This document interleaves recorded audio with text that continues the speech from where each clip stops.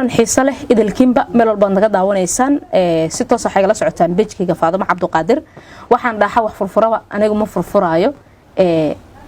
way taqaanaan soo dhow waalay waa dhow kowdhe intaan barnaamijkan horta dulucdiisa iyo su'aalihiisa aan guda gelin soo iga dareemi kartaa just inta su'aalo bilaabina qosol bilaabay waxaan rabaa in marka hore adiga dadkayga soo dhaweyso aan oo daafurto waxaa maqli jiray dhulkaaga igu soo dhaweey dhaxalna sheega waa dhibkeed marka hadda hooshi waxa waaye dadkayga soo dhaweey wacada alayaal soo dhawaada waxa waaye beedkan maanta marti ku ahay laakiin waxa u maleynaa maanta kadib inaa isaga rafad doono waxa haleynaya la soo raacan wata inta badan waxa laga yaabaa in nanes ay dadku kugu yaqaanaan qosol horta inta banaanka wada joognay ee xog kala qaadanayna iga soo dhameeyso qosol ima harin wajigaaga fogta hore aniga I don't know dadka kala ma aqaan laakiin marka aniga arko ku qosla sharxaye ee badan dadka ku yaqaanaan bal waxa rabaa sharxaye marka laga soo tago hooyo macaan maxay ku bixisay magacaagu saddexan halkaad ku dhalatay inaan la wadaagto magacaygu saddexan waa Maxamed Cabdullaahi Maxamuud waxaan ku dhashay degmada Kaaraan magaalada Muqdisho kulli waxa way sharxayane baraha bulshada ku jooga ma aqaan waxay dadka ugu la jeclaadeen magacaas hay hadalkayga badan ma arkeen ma aqaan sharxay ugu dhajiyeen magacayga Maxamed xataa waa dhumay wata sharxaye ma nanes dad gooni ay ku bixiyeen mise baraha bulshada lagaaga alifay mise markaaga hore ku soo shaabaxday in sharxaye lagu dhaho يعني برا bulshada la iyaga alifeen hay kadib anigana toos u qaatay wixii iga raacaan waa waxa ka raacay wallahi Soomaali dhifa ka batmoogta ko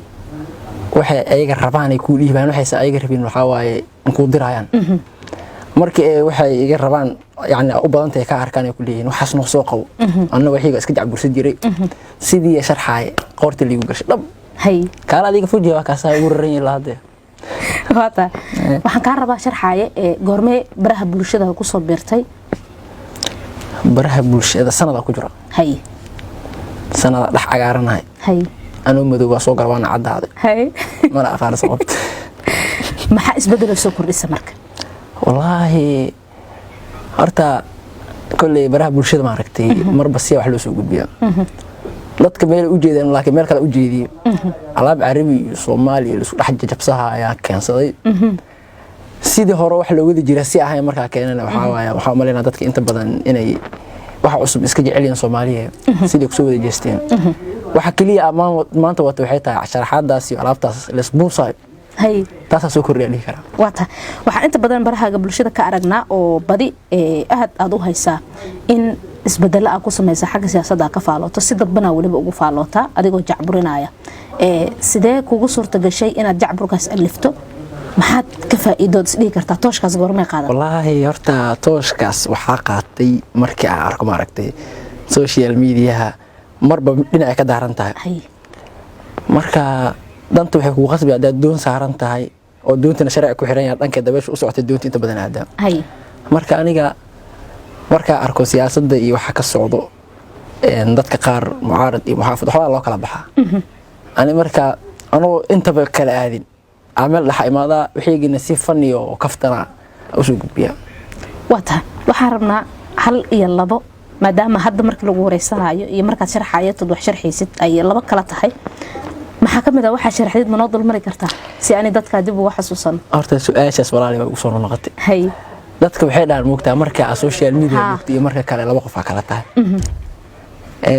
social media horta qofka wuxuu ku joogaa xirfadiisa iyo talentigiisa oo ku joogaa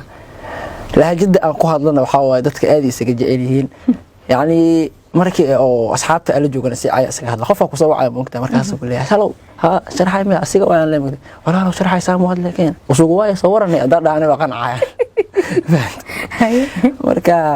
inta badan aniga Carabi iyo waxba isku jacburiya kadibna iska soo gamaa hay markay maxaa kamid ah Carabigaaga lawaxatul lil bashar waxa u maleeyaa Carabiga hadda magaalada budleelada bataagnaa hadda inta ka sii gudbiyo budkiina hore ka sii socdo ma iga bootiso walaal aniga dadka Carabiga u baahana hal iyo laba inaan dhahay horta hal iyo labo soo koobahay hay waxa jirta boogta markii ugu horeysay aad TikTok muuqaal Carabi soo gudbiyo nacam midaa saaxiibanahayaa wuxuu keenay carabi igula hadlay markaasaan intii uu soo dhacdaan xaafad markaa tagay anagoo casir soo tukan masaajidka soo baxnaa waxaan dhahaye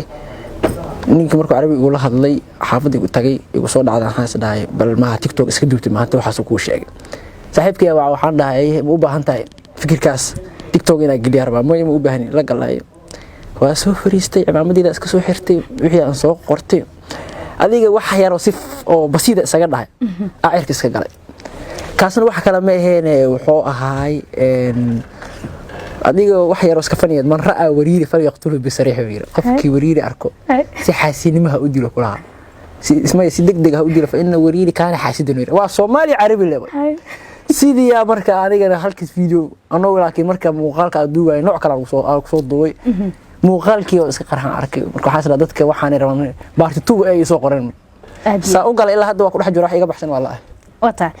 markii aad fiiriso carabiga kale oo dadku aad ku xiiseeyaan waxay dhahaan kuwa qaar waxa arkay ku dhaha quraanka ku dheelino kale sax fikirkaas weli ma fiiris intaad wax duubayso baraha bulshada soo bandhigaysa dhowr jeer u sheegay waxaan dhahay meesha quraan ma yahay warmeesha af Soomaali iyo Carabi la isku dhex darsado waay idinka waxaan dhahay diiba kan quraan idin yahay quraanada waxbaad ka ogeen qofkii waxaas quraan u arkan waxa waa muugtay asaaba wax kale ma agan si fiican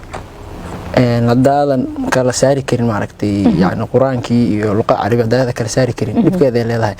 carabigii wow iyo nuun lagu darabo haduu quraanku u noqdo cirka roobka ogtahay ay qortii ka galsho inta aad wax sameeynayay siyaasadda u badneed oo xilliga xitaa kala gadoonka iyo xilliga lagu jiro hadda wax badan aad ka sameeyay jirto caqabadaha kala kulanta ma jirtaa ilaa siyaasiyiin dhowr oo soo qaadataan inta badan baraha bulshada ku aragna may caqabad kala ma kulmeen falcelinta laakiin kaaga soo laabatay maxay ahayd wallahi inta badan horta commentiyada waa akhriyaa hal iyo laba qof markii laga reebo oo dhahayo muxuu quraanka ha u gafin dhahayo markii laga reebo inta kale waxay u fahansan yihiin inay wax fan yihiin wax uleysana ma arko man u maleynaayo taas inay uleys ka imaanayso ninkii si kale u fahmana dhaay amal la soo raaca